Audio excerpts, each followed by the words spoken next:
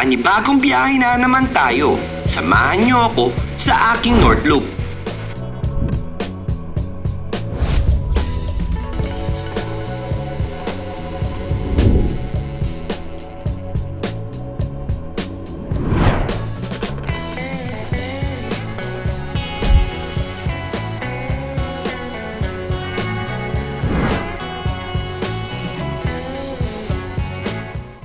"9:25 ng gabi na magkita ang tropa sa monumento.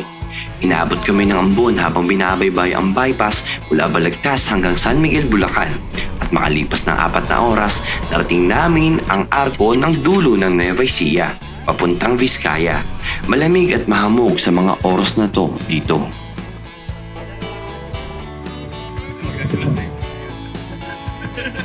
5 a.m. na makarating kami sa Bagabag, Cagayan Valley.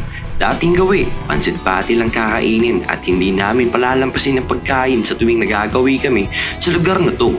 Simula nang natikman namin ang pansit patil ay walang pagkakataon na hindi kami hihinto para kumain dito. Pagkatapos kumain, biyahe na uli. Kakaiba talaga sa pakiramdam sa tuwing makakadaan sa mga lugar na puno ng magagandang tanawin. Pag-aalas 7 ng umaga nang makarating kami sa Santiago, isang mahabang kalsada na dire-diretso ang tinahak namin. Hindi ko alam kung saan titigil. Basta sabay lang sa mga tropa na nasa unahan. Hindi ko na rin piniling mag-waste para ma-enjoy yung lugar habang bumabiyahe.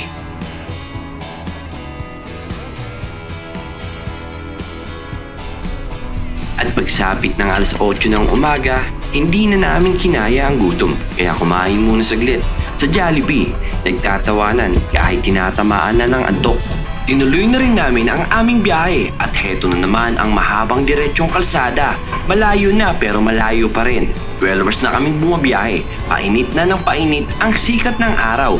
Unti-unti ko nang nararamdaman ang init kahit may malakas na hangin na sumasalubong habang nagmamaneho. Gayunpaman, ayos lang, napakasimple at napakaganda ng lugar dito.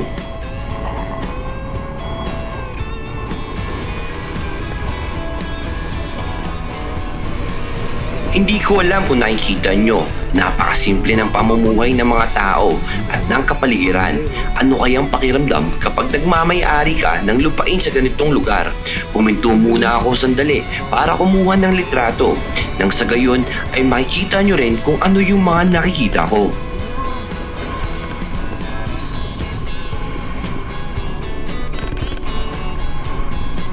Hindi gaano kita sa camera ko pero napakalmado ng lugar na ito. Yung hindi mo aakalain na meron palang ganito kagandang lugar dito sa bansa natin. Welcome to Kigarao. 10 a.m. na nang makarating. Pilitin ko mang magmaneho pero napapapikit na talaga ang mga mata ko kaya umidlip muna uli ng kalahating oras. To Kigarao na kami pero syempre dahil mainit, papahinga muna kami mga kaloko. Hello guys. Tadaan! 30 minutes lang. Pampabawi lang na lakas. Akala nyo masarap kumala? Tulog niya kami kahit saglit lang. Ayan, thank you sa may-ari ng bahay. Very much. Tulog muna. 30 minutes guys. We'll be back. Umabot na kami sa Gataran, Cagayan, 532 kilometers mula sa Makati. Alas 12 naman ng tanghali nang marating namin ang bayan ng Lalo, Cagayan. Umaambon lang sa lugar kaya mukhang alas 5 na ng hapon.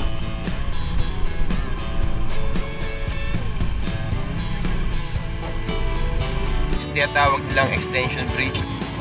Ayan mga kaloko. Kung mapapansin ninyo, ito yung parang San Francisco Bridge ng Pilipinas.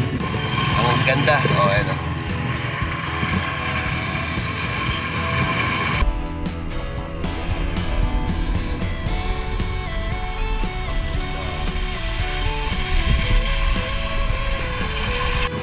Maiksi lang, may habang 257 meters.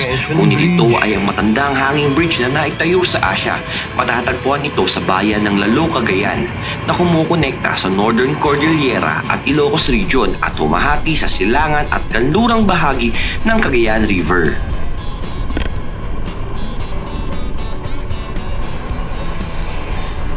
Nasa bayan na kami ng Sanchez Mira. Makalipas ng isang oras sa mga puntong ito, napapansin ko na nagbabago na ang mga struktura ng lupa. Karamihan malalaking bundok ang mga nakikita ko at nagsisimula na rin ang mga palikulikong daan. Kaya nagpahuli muna ako sa mga kasama ko para pagmasdan ang likas na ganda ng lugar na to. Ginagawa pa ang daan, pero nasisilayan ko na ang ganda ng kabundukan, sabay ng magagandang kulay ng lupa na umaangkop sa lugar. At dito hindi ko na napigilan ang sarili kong sumigaw sa kakaibang itsura ng lugar. Dito pa lang nasabi ko na nasulit ang mahigit 15 hours na biyahe. Nagkataon pa na solo ko ang kalsadang ito na bumabiyahe.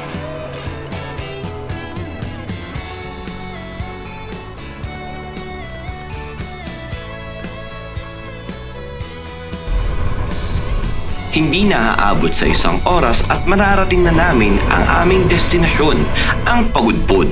Nawala na lahat ng antok at pagod at napawi na ng saya at pagkasabik. Pangalawang beses ko nang makarating sa lugar na to na nakamotor. Hindi kayo manghihinayang kapag narating nyo ang lugar na to. Mula dito, unti-unti na naming nakikita ang mga windmill na abot tanaw lang mula sa kalsada. Dumating na rin kami sa aming tutuluyan, ang Terra Rica Beach Resort.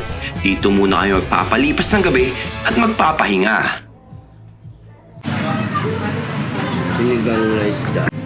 Ngayon pala kami kakain. Hindi pa kami nagla-lunch, no? Ito pala yung pangalawang kain namin ulit. Ito ang tipid trips. Tipid trick tips number 242. Ano yung number one, Butot, sir? balat, lumilipad. Ano yung number one? Ang dami niyan eh.